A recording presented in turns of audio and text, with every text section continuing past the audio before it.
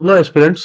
स्वागत है आपका हम लोग जीएस एकेडमी के प्रीलिम्स के ब्रह्मास्त्र सीरीज में, जिसमें हम डिस्कस कर रहे हैं यूपीएससी प्रीलिम्स में पिछले 10 वर्षों में आए हुए पीवाईक्यूज के बारे में।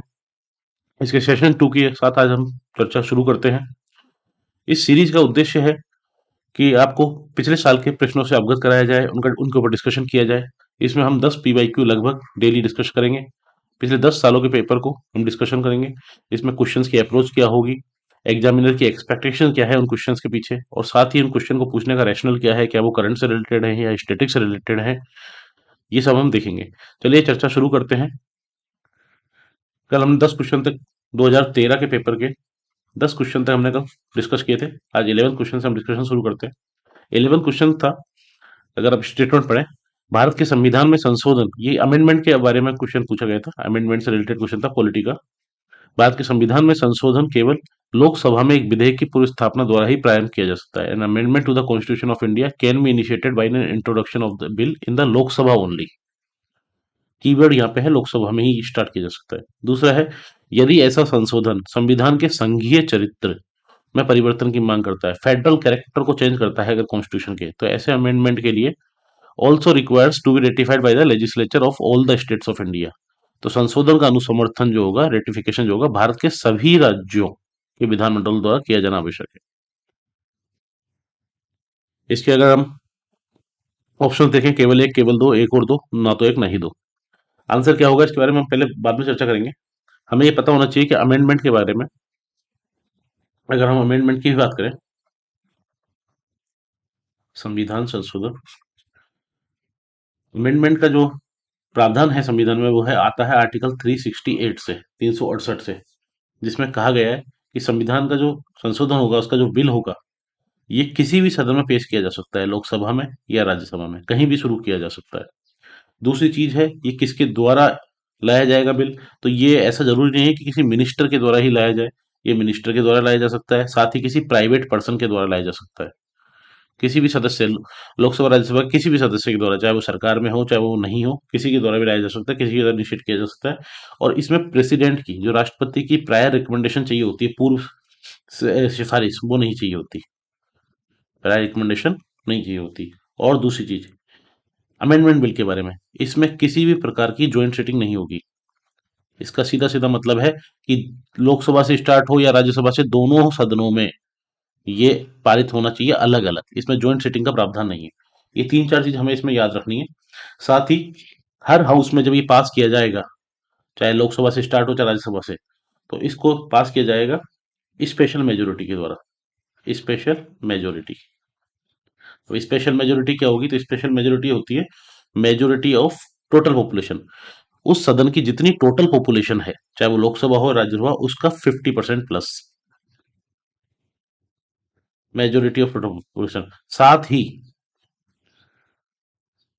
2/3 प्रेजेंट एंड वोटिंग का बहुमत।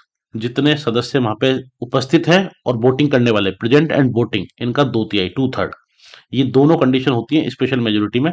तब ये बिल पारित माना जाएगा उस सदन से, फिर दूसरे सदन में जाएगा और वहां भी यही प्रावधान होगा। इसमें एक और दूसरी चीज और है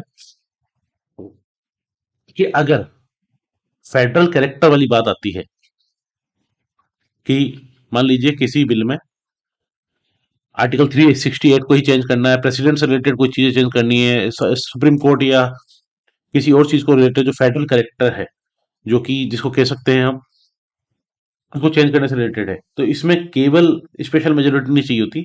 इसमें स्पेशल मेजोरिटी तो चाहिए ही होगी, इसके साथ साथ, ये स्पेशल मेजोरिटी के साथ साथ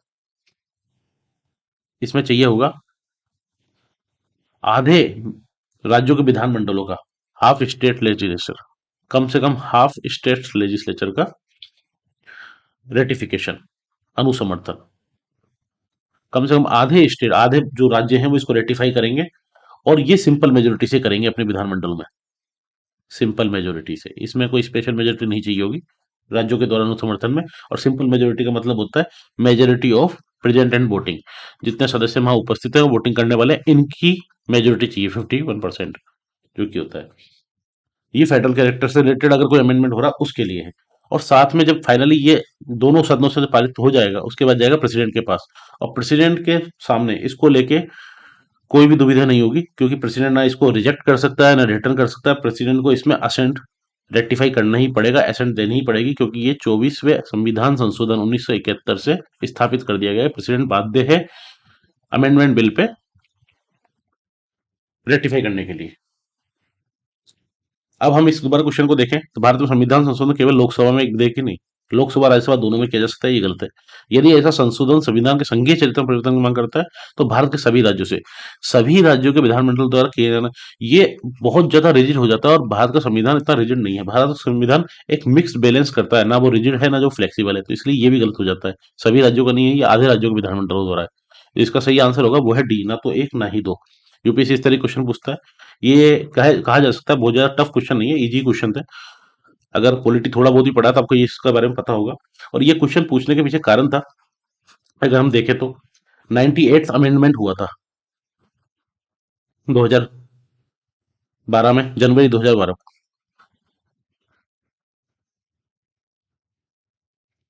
1 जनवरी 2013 को ये नोटिफाई हुआ था ministry of law and justice legislative department द्वारा, 98th अमेंडमेंट 2012। और ये अमेंडमेंट किसके लिए था? 371 जे इंसर्ट किया गया था आर्टिकल में, जिसमें कहा गया था कि ये एम्पावर करेगा किसको? गवर्नर ऑफ कर्नाटक को। कर्नाटक के जो राज्यपाल है उनको एम्पावर करेगा, ताकि वो हैदराबाद और जो कर्नाटक का रीजन है उसको डेवलप करने के लिए नियम बना सके। उसके लिए ये 98 अमेंडमेंट लाया गया था, और इसीलिए ये अमेंडमेंट का क्वेश्चन यूपीएससी के द्वारा पूछा गया था। नेक्स्ट जो क्वेश्चन है 12th, उसके बारे में चर्चा करेंगे। वो है अटॉर्नी जनरल के बारे में, अटॉर्नी जनरल ऑफ इंडिया। निम्नलिखित कथनों पर विचार कीजिए। भारत का महान्यायवादी attorney general of India Lok Sabha की कार्यवाही में भाग ले सकता है, लोकसभा की किसी समिति के सदस्य हो सकता है, लोकसभा में बोल सकता है, लोकसभा में मतदान कर सकता है। अगर आप देखें अटॉर्नी जनरल की अगर बात करें तो attorney general highest law officer होता है। आर्टिकल 76 में इसके बारे में चर्चा की गई है संविधान में। और इसको अपॉइंट किया जाता है प्रेसिडेंट के द्वारा, राष्ट्रपति इनको अपॉइंट करते हैं। और ये राष्ट्रपति के प्रसाद पर्यंत, प्लेजर ऑफ प्रेसिडेंट पे ही काम करते हैं। ये फिक्स जॉब नहीं है, राष्ट्रपति जब चाहे इनको हटा सकते हैं और ये अपना रेजिग्नेशन भी दे सकते हैं।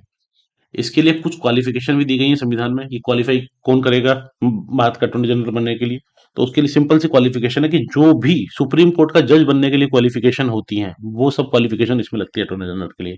अब आपको ये याद होना चाहिए कि सुप्रीम कोर्ट का जज बनने के लिए क्या क्वालिफिकेशन लगती है। तो कमेंट करके बताइए क्या क्या लगती है। सुप्रीम कोर्ट का जज बनने के लिए क्वालिफिकेशन क्या क्या होती है, ये कमेंट करके बताइए। तो वो क्वालिफिकेशन होती है अटॉर्नी जनरल बनने के लिए। अटॉर्नी जनरल लोकसभा के कार्य में भाग ले सकता है, बिल्कुल ले सकता है। लोकसभा की किसी समिति का सदस्य हो सकता है, एक थोड़ा कंफ्यूजिंग है, सोचते हैं हम। लोकसभा में बोल सकता है, बोलने में कोई दिक्कत नहीं है क्योंकि अटॉर्नी जनरल है। लोकसभा में मतदान कर सकता है, ये अपने आप में गलत स्टेटमेंट, क्योंकि लोकसभा में मतदान करने का काम है लोकसभा सदस्यों का। राज्यसभा सदस्य भी लोकसभा में मतदान नहीं कर सकते, वो राज्यसभा में मतदान करेंगे, और लोकसभा सदस्य लोकसभा में मतदान करेंगे। तो जो मतदान वाली बात है, इसको तो ऑब्वियस सी बात है हमको गलती मानना गलत है, और उसी स्टेटमेंट के हिसाब से चलें तो एक स्टेटमेंट तो हमारा यहाँ गलत हो जाता है। अब ऑप्शन रहता है 1, 2 एंड 3। लोकसभा में बोल सकता है, पहला सही है, लोकसभा में कार्य में भाग भी ले सकता है। इसका जो सही आंसर है वो है 1, 2 एंड 3 सी। क्योंकि अटॉर्नी जनरल जो होता है उसका कोई टर्म फिक्स नहीं होता, रिमूवल ग्राउंड उसका प्रोसीजर आर्टिकल इसमें लिखे हुए नहीं है संविधान में। और साथ ही उसकी कोई रेमुनरेशन फिक्स नहीं है, प्रेसिडेंट डिसाइड करता है उनको कितना भत्ता दिया जाएगा, क्या दिया जाएगा। लेकिन जब राइट्स की बात की जाती है कि अटॉर्नी जनरल को क्या राइट्स मिलते हैं, तो अटॉर्नी जनरल भारत के किसी भी कोर्ट्स में, इंडियन टेरिटरी के किसी भी कोर्ट में जाके जिरह कर सकते हैं। साथ ही वो अपनी बात रख सकते हैं, पार्ट ले सकते हैं, किसमें? लोकसभा में, राज्यसभा में, उनकी प्रोसीडिंग में पार्ट ले सकते हैं। साथ ही कोई ज्वाइंट सिटिंग हो रही है लोकसभा राज्यसभा की, उसमें पार्लियामेंट्री कमेटी है कोई, जिसमें उनको मेंबर के रूप में इंसर्ट किया गया है, सदस्य के रूप में पार्लियामेंट्री सदस्य संसदीय किसी समिति में रखा गया है, तो उसमें भी वो बोल सकते हैं, अपनी बात रख सकते हैं, लेकिन मतदान में भाग नहीं ले सकते। तो ये जो वोटिंग वाला है ये गलत है, राइट, उनको वोटिंग का राइट नहीं है। उसके अलावा उनको सारे विशेषाधिकार वही मिलते हैं जो एक एमपी को मिलते हैं। और अगर रेस्ट्रिक्शन की बात करें कि उनके ऊपर क्या रेस्ट्रिक्शंस हैं,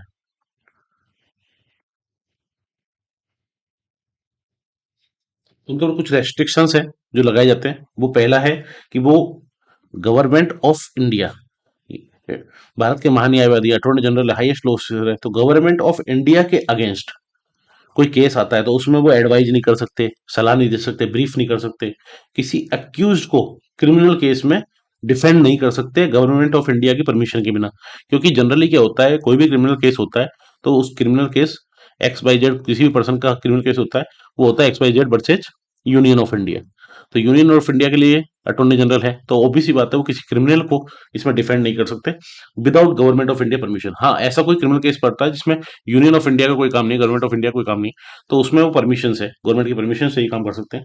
और प्राइवेट जो लीगल प्रैक्टिस है वो कर सकते हैं, इसमें कोई रोक टोक नहीं है। प्राइवेट जो लीगल प्रैक्टिस होती है वो कर सकते हैं। बस ये दो रेस्ट्रिक्शंस होती हैं मेनली, कि गवर्नमेंट ऑफ इंडिया के अगेंस्ट एडवाइस नहीं कर सकते, ब्रीफ नहीं कर सकते, और कोई क्रिमिनल केस है तो उसको डिफेंड नहीं कर सकते विदाउट गवर्नमेंट इंडिया की परमिशन। साथ ही दो असिस्टेंट्स होते हैं, सोलिसिटर जनरल और एडवोकेट सोलिसिटर जनरल, जो कि आर्टिकल 76 में मेंशन नहीं किए गए हैं। उस हिसाब से देखें तो हमारा आंसर है 1 2 3। ये क्वेश्चन पूछने के कई कारण थे, क्योंकि उस समय अगर हम देखें 2012-13 के टाइम पे, तो असिस्टेंट जो सोलिसिटर जनरल थे हरीम रावल, उन्होंने रिजाइन किया था। किस कारण से? सीबीआई रिपोर्ट आई थी कोल स्कैम को लेके। उस टाइम कोल स्कैम हुआ था और उसको लेके सीबीआई रिपोर्ट आई थी जो कि सबमिट हुई थी सुप्रीम कोर्ट में। और उस समय ये जो असिस्टेंट सोलिसिटर जनरल थे, इनके द्वारा अप्रैल 30 2013 रिजाइन किया गया था। और ये एडवोकेट जनरल और असिस्टेंट सोलिसिटर जनरल वाला जो मुद्दा था, ये काफी समय से चर्चा में था, इवन 2012 में भी, 2013 में भी। इसलिए यूपीएससी के द्वारा इस क्वेश्चन को पूछा गया। नेक्स्ट जो क्वेश्चन है वो है, with reference to the usefulness of the by product of sugar industry, which of the following statement is are correct? शर्करा उद्योग के उपोत्पाद बाई प्रोडक्ट की उपयोगिता के संदर्भ में निम्नलिखित में से कौन सा कथन सही है? इस क्वेश्चन को पूछने का एक कारण था रंगराज पैनल। रंगराज पैनल जो था ये अक्टूबर 2012 में इनकी रिपोर्ट आती है। ये कमेटी बनाई थी सरकार ने, इसके लिए शुगर इंडस्ट्री को देखने के लिए, ये शुगर इंडस्ट्री के बारे में कुछ रिकमेंडेशन थे। और रंगराज पैनल ने टोटल डिकंट्रोल की बात की गई थी कि शुगर इंडस्ट्री को टोटल डिकंट्रोल कर देना चाहिए। 2012 में इनकी, अक्टूबर 2012 में इनकी रिपोर्ट आई थी। और ये रंगराज, डॉक्टर सी रंगराज, ये चेयरमैन थे पीएम की इकोनॉमिक एडवाइजरी काउंसिल के। और इन्होंने कंप्लीट डिकंट्रोल की बात की थी शुगर इंडस्ट्री के लिए, इसलिए ये क्वेश्चन उस टाइम न्यूज में था, ये पूछा गया था। इसमें 3 स्टेटमेंट है। पहला है बेगासेस, जिसको खोई बोलते हैं। खोई को ऊर्जा उत्पादन के लिए जैव मात्रा ईंधन के रूप में प्रयुक्त किया जा सकता है। Can be used as biomass fuel for the generation of energy. दूसरा है मोलासेज, शीरे को कृत्रिम रासायनिक उर्वरकों के उत्पादन के लिए एक भरण स्टोक की तरह प्रयुक्त किया जा सकता है। और तीसरा स्टेटमेंट है मोलासेज के बारे में, शीरे को एथेनॉल उत्पादन के लिए प्रयुक्त किया जा सकता है। अगर आप थोड़े भी न्यूज में रहे हो तो आपको पता है कि मोलासेस से, जो कि बाई प्रोडक्ट है शुगर इंडस्ट्री का, इससे एथेनॉल बनता है। इसके क्या परसेंटेज में बनता है, कितना बनता है, ये चीजें इसके बारे में कहीं जिक्र नहीं है। यूपीएससी ने एक सिंपल सा स्टेटमेंट पूछा, molasses can be used for the production of ethanol, बिल्कुल सही है। लेकिन अगर आप ये दूसरा स्टेटमेंट देखें, molasses can be used as one of the feedstock for the production of synthetic chemical fertilizers. शीरे को कृत्रिम रासायनिक उर्वरकों के उत्पादन के लिए भरण स्टॉक की तरह प्रयुक्त किया जा सकता है। केवल यही कैच है पूरे इसमें कि केमिकल फर्टिलाइजर का, अगर हम केमिकल फर्टिलाइजर की बात करते हैं तो केमिकल फर्टिलाइजर बनता है केमिकल से, जिसमें आता है ammonia, nitrogen gas, natural gas, even phosphate, sulphur, इन सब चीजों से। ऐसे में शुगर इंडस्ट्री का जो बायो प्रोडक्ट है मोलासेज, मोलासेज इथेनॉल बनाने का काम करता है, एक क्लीन फ्यूल बनाने का काम करता है, केमिकल फर्टिलाइजर। मोलासेज से बनता है ऑर्गेनिक फर्टिलाइजर, ऑर्गेनिक फर्टिलाइजर। उर्वरक तो बनते हैं लेकिन ऑर्गेनिक उर्वरक बनते हैं, ना कि केमिकल फर्टिलाइजर। तो दूसरा स्टेटमेंट हमारा गलत हो जाता है। और दूसरा स्टेटमेंट को आप जैसे ही गलत करते हो,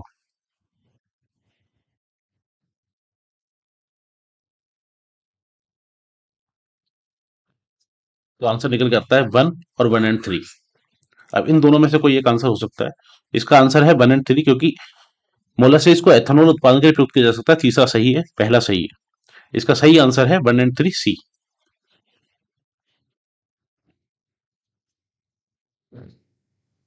केवल 1 और 3।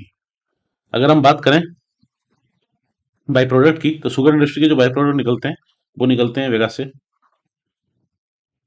जो कि फ्यूल जनरेशन में काम आता है, जिसके इलेक्ट्रिसिटी जनरेशन में काम लिया जाता है। साथ ही मोलासेज की बात करें शीरे की। और अगर बेगेसेस की बात करें तो इसमें फ्यूल के अलावा जो चीज निकलती है वो है पेपर। इससे पेपर बनाया जा सकता है। पल्प इंडस्ट्री में इसका यूज किया जा सकता है। साथ ही बिल्डिंग मटेरियल इंडस्ट्रीज में इसका यूज किया जा सकता है। मोलासिस से इथेनॉल बनाया जाता है। साथ ही बनाया जाता है ऑर्गेनिक फर्टिलाइजर फर्टिलाइजर्स।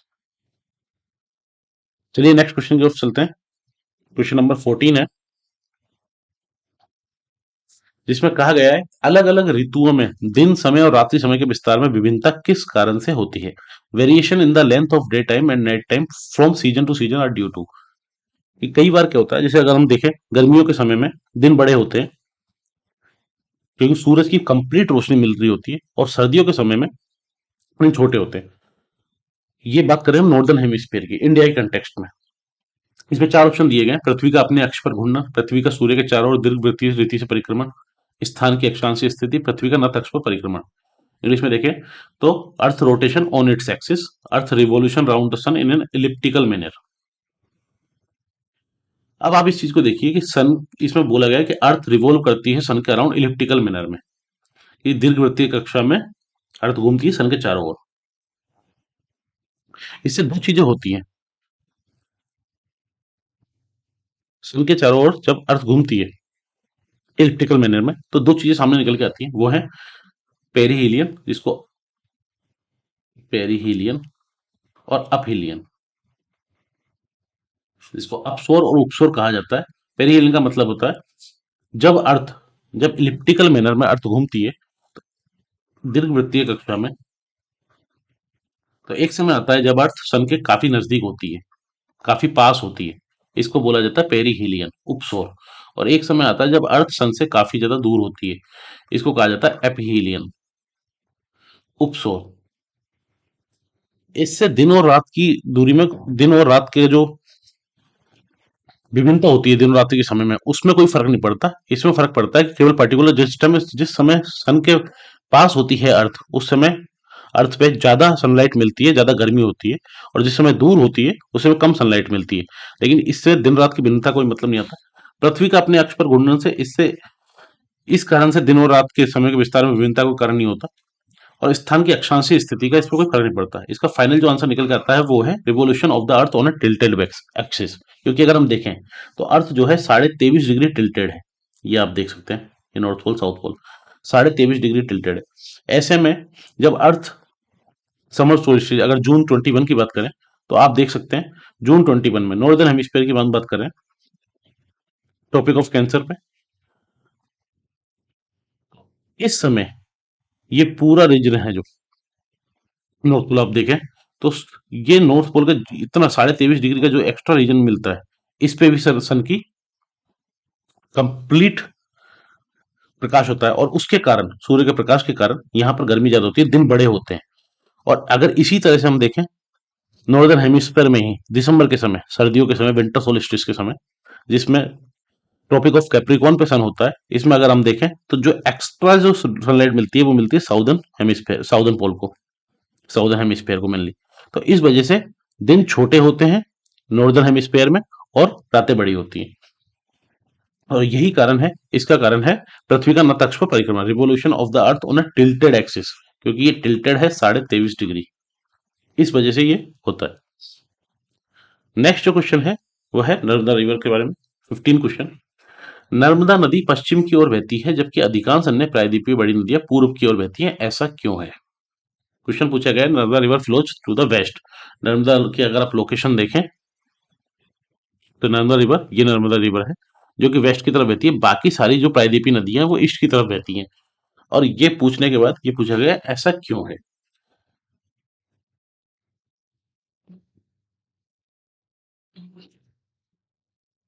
इसमें तीन स्टेटमेंट दिए गए हैं। It occupies a linear rift valley, ये एक रेखीय विभ्रंश रिफ्ट घाटी में रहती है, ठीक है। दूसरा है ये विंध्य और सतपुड़ा के बीच बहती है, और तीसरा है भूमि का ढलान मध्य भारत से पश्चिम की ओर है। अब आप तीसरे स्टेटमेंट को दोबारा से पढ़िए और फिर क्वेश्चन पढ़िए कि नर्मदा नदी पश्चिम की ओर बहती है जबकि अधिकांश अन्य प्रायद्वीपीय बड़ी नदियां पूर्व की ओर बहती हैं। इस क्वेश्चन में ये पूछा गया है कि जनरली सारी जो प्रायद्वीपीय बड़ी नदियां हैं पूर्व की ओर बहती हैं, ईस्ट की तरफ बहती है। अगर इंडिया की ये देखें लोकेशन, तो सारी जो बड़ी नदियां हैं वो इधर की तरफ बहती हैं, नर्मदा इधर क्यों बहती है ये पूछा गया है। लेकिन तीसरे स्टेटमेंट में कहा गया है कि भूमि का ढलान मध्य भारत से पश्चिम की ओर है, मध्य भारत से पश्चिम की ओर है। ये दोनों स्टेटमेंट कॉन्ट्राडिक्शन में है अपने आप में, क्योंकि जब एग्जामिनर बोल रहा है कि सारी अधिकांश बड़ी नदियां प्रायद्वीप की हैं वो पूरब की ओर बहती हैं, इसका सीधा सा मतलब है कि इधर ढलान जो है पूरब की तरफ है। लेकिन नर्मदा इसका एक्सेप्शन है, नर्मदा एक अपवाद है जो कि इधर ढलान की तरफ नहीं बह के पश्चिम की ओर बहती है। ये क्वेश्चन है। तीसरा स्टेटमेंट यहीं से गलत हो जाता है कि भूमि का ढलान पश्चिम की ओर है। अब बचते हैं दो स्टेटमेंट। ये विंध्य और सतपुड़ा के बीच में से बहती है। सबको ये पता है कि ये सही स्टेटमेंट है, बिल्कुल करेक्ट स्टेटमेंट है, विंध्य और सतपुड़ा के बीच में बहती है। लेकिन ये कारण थोड़ी है कि नर्मदा नदी पश्चिम की ओर क्यों बहती है। उस हिसाब से देखेंगे तो ये भी एक गलत स्टेटमेंट है और आंसर निकल के आएगा केवल एक। ये स्टेटमेंट दिए जाते हैं कंफ्यूजन के लिए। अगर आप देखें, ये स्टेटमेंट दिया गया था विंध्य और सतपुड़ा वाला, ये लगभग सबको पता है।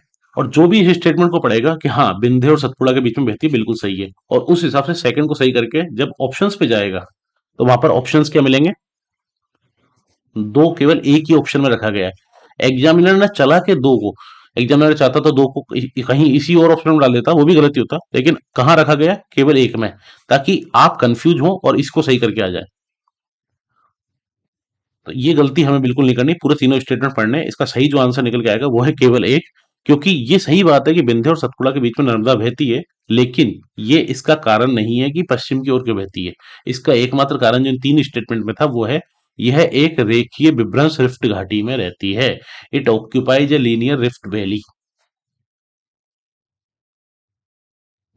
लोकेशन देख सकते हैं, ये नर्मदा है, ये विंध्य है, सतपुड़ा, इसे नीचे तापी नदी, और दोनों नदियां अमरकंटक प्लेटू से निकलती है नर्मदा, और ये दोनों पश्चिम की ओर जाके गल्फ ऑफ खंबात में, भरूच के पास गल्फ ऑफ खंबात में अरबियन सी में जाके गिर जाती है। नर्मदा की अगर हम बात करें तो ये अमरकंटक प्लेटू से निकलती है, एमपी से ही, और भरूच के पास, जो गुजरात में भरूच सिटी है उसके पास से गिर जाती है। और एमपी और गुजरात दो राज्यों में इसको लाइफ लाइन बोलते हैं, लाइफ लाइन ऑफ एमपी और गुजरात। और ये पांचवी सबसे लंबी नदी है इंडिया की, और पहली, फर्स्ट, जो कि मतलब सबसे ज्यादा बड़ी नदी है वेस्ट फ्लोइंग रिवर में, जो कि पश्चिम की ओर बहती है। सेकंड नंबर पे आती है लॉन्गेस्ट रिवर, जो कि है तापी, जो कि महाराष्ट्र, गुजरात और एमपी तीन स्टेट से निकलती है। और ये विंध्य, विंध्य रेंज, फिर नर्मदा, फिर सतपुड़ा रेंज, फिर तापी, इसी तरह से क्रम में चलती है। नेक्स्ट जो क्वेश्चन है वो है 16 question. On the planet earth most of the fresh water exist as ice cap. यहाँ बात की गई है फ्रेश वाटर की, कि पूरे प्लेनेट अर्थ पे जो फ्रेश वाटर है, पृथ्वी ग्रह पे अधिकांश जो एलवंत जल है, साफ जल है, ये आइस कैप्स और ग्लेशियर के रूप में एग्जिस्ट करता है, बर्फ छत्रक और हिमनद के रूप में। शेष एलवंत जल का सबसे अधिक भाग, क्वेश्चन में कहा गया कि प्लेनेट अर्थ पे जो सबसे, पृथ्वी पे जो सबसे ज्यादा फ्रेश वाटर है वो सबसे ज्यादा कहाँ पर है, आइस केव्स पे और ग्लेशियर में। इसके बाद सेकंड नंबर पे किस में है लार्जेस्ट प्रोपोर्शन, ये पूछा गया है। इसमें चार ऑप्शन दिए गए हैं, वायुमंडल में जो आर्द्रता है, मॉइस्चर है बादलों में और उनमें पाया जाता है, या फिर जो लेक्स और रिवर है, झील और नदियां, इनमें पाया जाता है, या फिर ग्राउंड वाटर के रूप में है, या फिर सोइल मॉइस्चर के रूप में है। ये एक तरह का फैक्चुअल क्वेश्चन है जो कि आपको याद भी होना चाहिए। इसमें कोई ऐसा क्रैक नहीं है, बिना वजह के मैं कोई क्रैक के लिए बताऊं कि इसमें कोई क्रैक हो सकता है, लेकिन ये एक फैक्चुअल क्वेश्चन है जो कि आपको पता होना चाहिए। कि टोटल अगर बात करें हम फ्रेश वाटर की, तो लगभग माना जाता है कि 97 और 97.5% सोल्टी वाटर है। बाकी का जो 2.5 से 3% के आसपास है, ये फ्रेश वाटर है।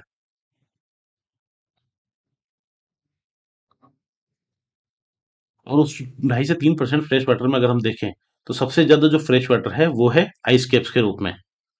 सबसे ज्यादा है बर्फ छत्रक के रूप में, आइस कैप्स इसको बोलते हैं, आइस कैप्स या फिर ग्लेशियर्स।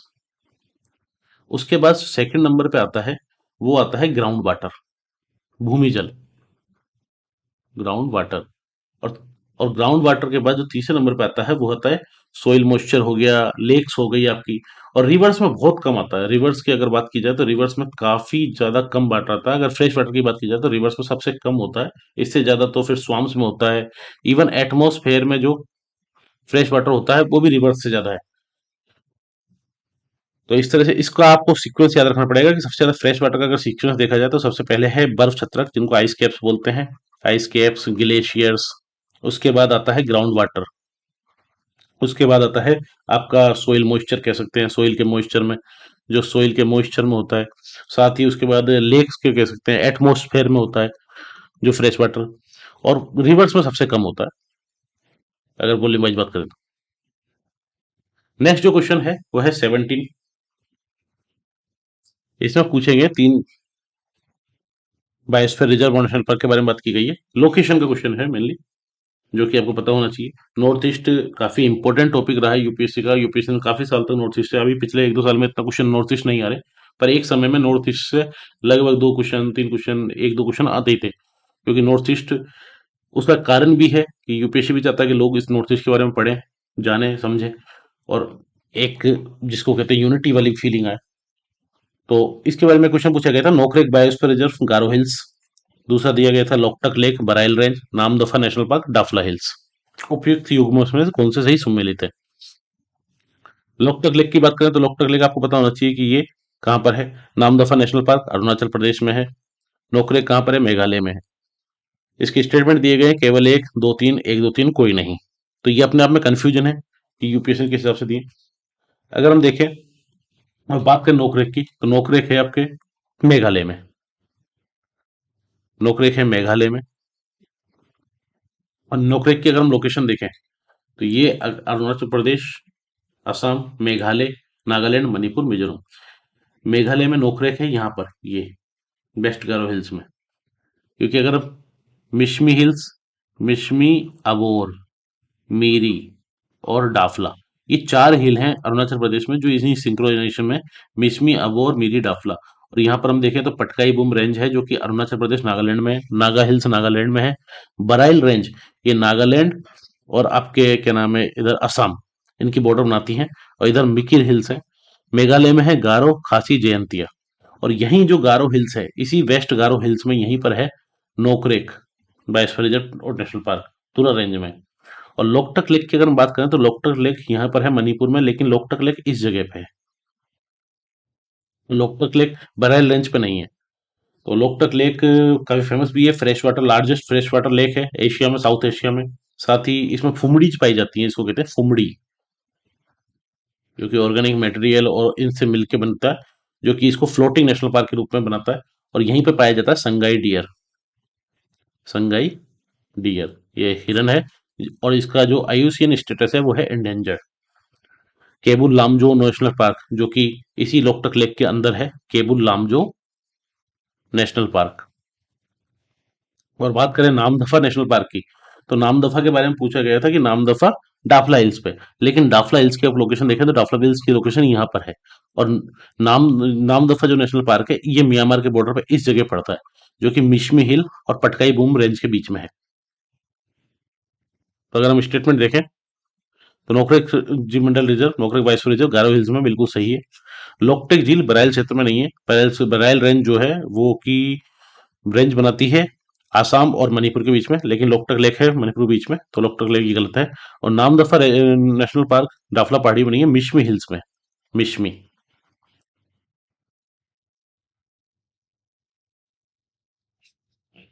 उस हिसाब से ये भी गलत हो जाता है। तो आंसर निकल के आता है केवल एक।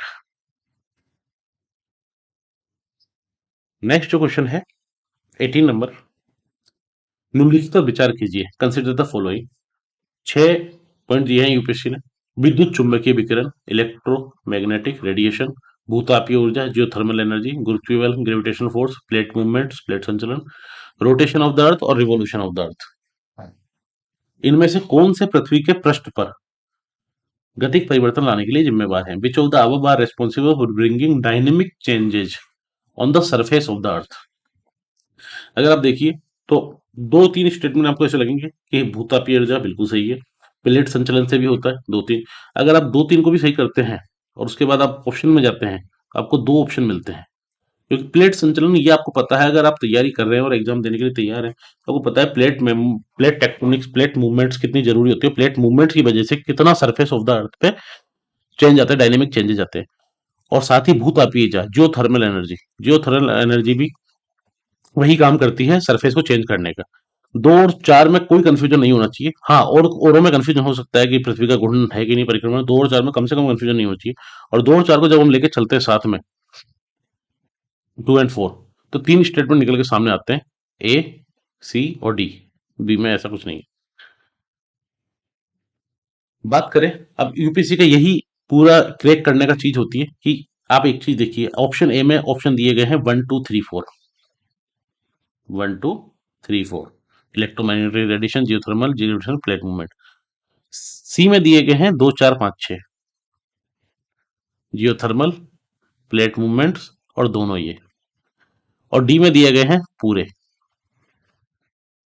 कि 6, 1 2 3 4 5 6। कंफ्यूजन, ताकि लोग कंफ्यूज रहे।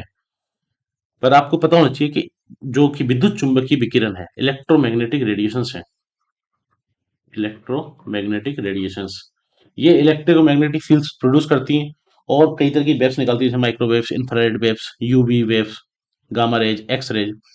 तो ये इलेक्ट्रोमैग्नेटिक रेडिएशन मेनली काम करती है टेम्परेचर को चेंज करने का, हीटिंग का। और इसकी वजह से होता है पानी का बाष्पीकरण, वाटर इवेपोरेशन।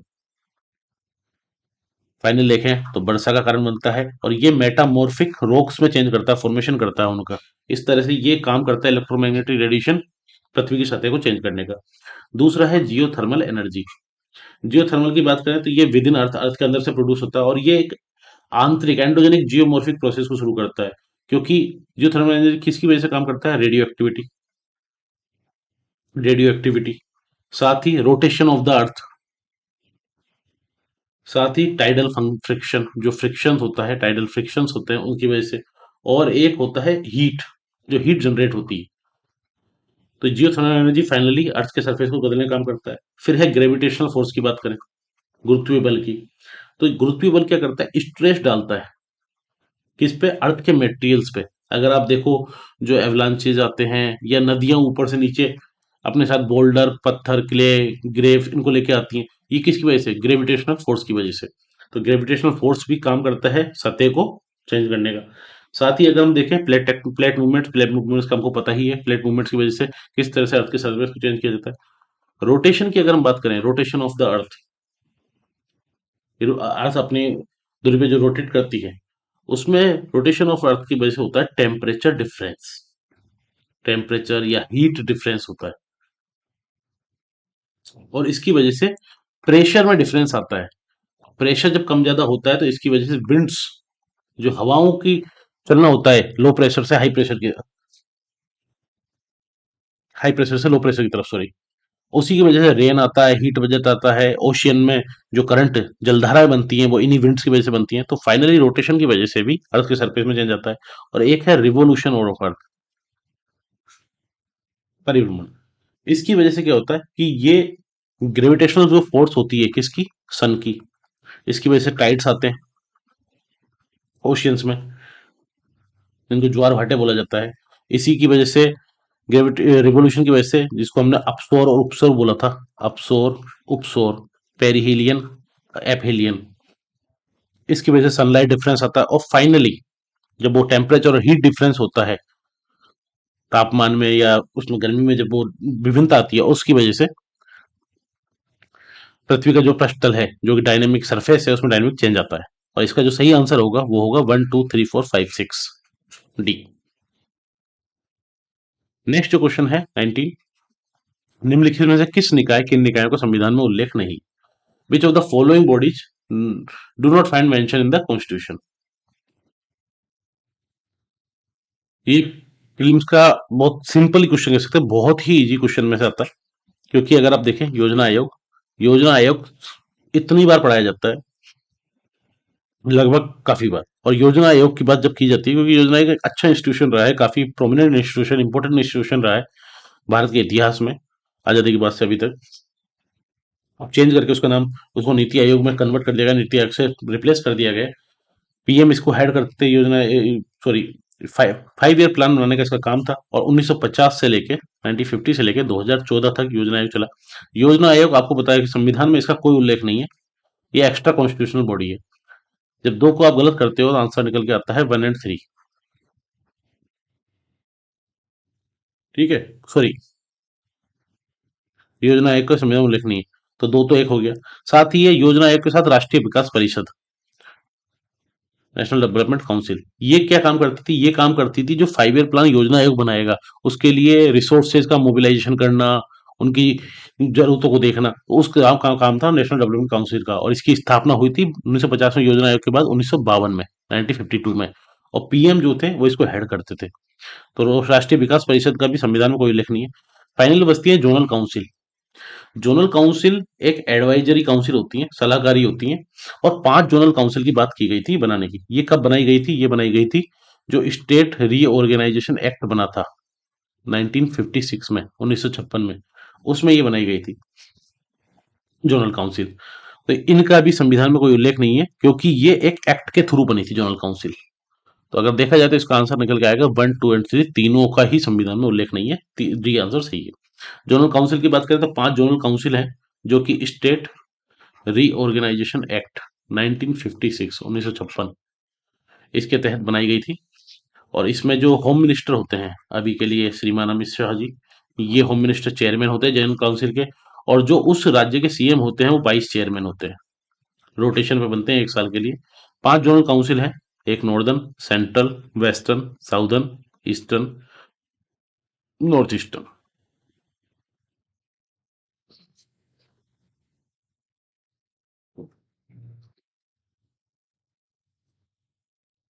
आज को अब 6 कर दिया गया है जोनल काउंसिल को।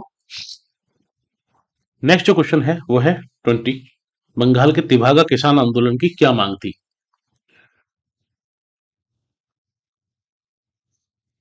जमींदारों की हिस्सेदारी को फसल के आधे भाग से कम करके 1/3 करना, भूमि का वास्तविक खेतीहर होने के नाते भू स्वामित्व कृषकों को प्रदान करना, जमींदारी प्रथा का उन्मूलन, कृषि दास्ताकान, कृषकों के समस्त ऋणों को रद्द करना। एक सिंपल सी कहानी की बात करते हैं। बंगाल में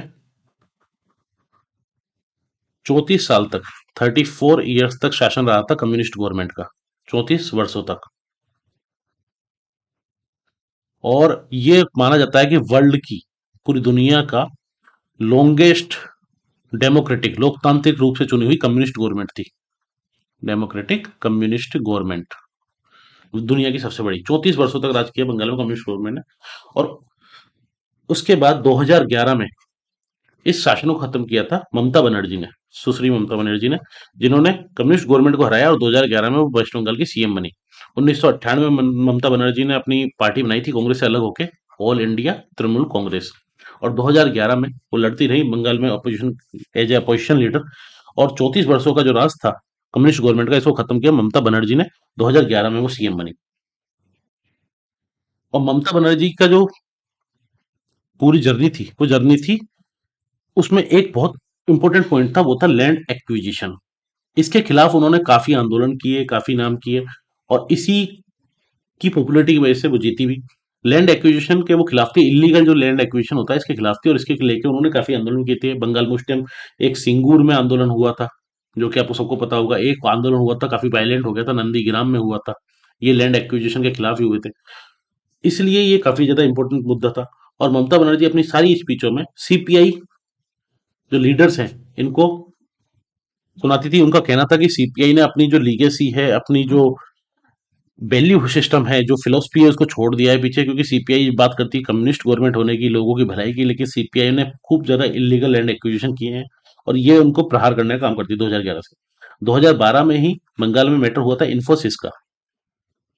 इन्फोसिस को वहां पे स्टेटमेंट करना था, और इन्फोसिस की तरफ से डिमांड थी कि उन्हें सेज स्टेटस दिया जाए स्पेशल इकोनॉमिक जोन का, जो कि ममता बनर्जी गवर्नमेंट ने मना कर दिया था कि हम सेज स्टेटस आपको नहीं देंगे लैंड एक्विजिशन के लिए। और ममता बनर्जी अपनी पूरी स्पीच में सीपीआई लीडरशिप को याद दिलाती थी कि उनकी लीगेसी क्या है। अब क्या लीगेसी ऐसी जिसके बारे में ममता बनर्जी बात करती थी? तो सीपीआई का जो किसान संगठन था, पीजेंट फ्रंट था 1946 में, जिसका नाम था बंगाल किसान सभा, बीकेएस। इस बीकेएस ने एक आंदोलन किया था बंगाल किसान सभा में, मिलिटेंट कैंपेन किया था, किसके खिलाफ? लैंड ओनर्स के खिलाफ। और वो मूवमेंट क्या था कि लैंड ओनर्स जो थे वो आधा, 1/2, आधी जो उपज है वो ले लेते थे टिलर से, जो मजदूरों से। इसके खिलाफ इन्होंने आंदोलन किया। इनका कहना था कि हम आपको केवल वन थर्ड ही हिस्सा दिलवाएंगे, वन थर्ड ही हिस्सा देंगे। और फार्म लैंड एक्विजिशन के खिलाफ था ये तेभागा मूवमेंट। तो इसका नाम था तेभागा मूवमेंट। तो ये तेभागा मूवमेंट की पूरी हिस्ट्री थी कि तेभागा मूवमेंट 1946 में शुरू हुआ था। सीपीआई की ही जो पीजेंट फ्रंट था, किसान संगठन था, भारत बंगाल किसान सभा, इसके द्वारा ये तेभागा मूवमेंट शुरू किया गया था। इसको वन थर्ड कराया गया था शेयरिंग को, कि ओनर्स को, जो लैंड ओनर्स है, उनको केवल एक तिहाई ही उपज दी जाएगी, दो तिहाई उपज मजदूर के पास रहेगी। और इसी के बारे में काफी चर्चा हुई थी 2012 में, काफी बार ये न्यूज में भी रहा। और इस वजह से यूपीएससी के द्वारा पूछा भी गया बंगाल का तिभागा किसान आंदोलन। और आप जब वर्ड पे जाते हो, शब्दों पे जाओ, शब्द अपनी बात खुद बताता है। तिभागा, तीन भाग की बात की जा रही है। Third, the third share. तो जमींदारों की हिस्सेदारी को फसल के आधे भाग से कम करके एक तिहाई करना, ये सही ऑप्शन है। ये इसका आंसर है क्वेश्चन नंबर 20 का। तो इस तरह से यूपीएससी के एग्जाम में कई क्रैक भी हैं, कई कॉमन सेंस भी लगाना पड़ेगा। आपको पढ़ना तो है ही, उसके लिए ऑब्वियस सी बात है, पर उस चीज को देखना भी होगा कि वो क्वेश्चन क्यों पूछा जा रहा है, क्या एग्जामिनर का पॉइंट ऑफ व्यू, इन सब चीजों को हमको गौर करना होगा। और ये हैबिट फॉर्म करना कोई एक दिन की चीज नहीं, ये डेली में हैबिट फॉर्म होती है। तो उम्मीद है कि हम कोशिश करते रहेंगे। तब तक के लिए बहुत बहुत शुभकामनाएं आपको। तैयारी करते रहिए, अच्छे से तैयारी कीजिए। हम लोग जीएस अकेडमी को सब्सक्राइब करें, लाइक करें वीडियो को, और कोई भी कमेंट में कोई भी क्वेरी हो आपकी, कोई भी तरह की समस्या हो, बिल्कुल बेझिझक होकर लिखें। कोशिश करेंगे हम सबका जवाब दे पाए। बहुत बहुत धन्यवाद।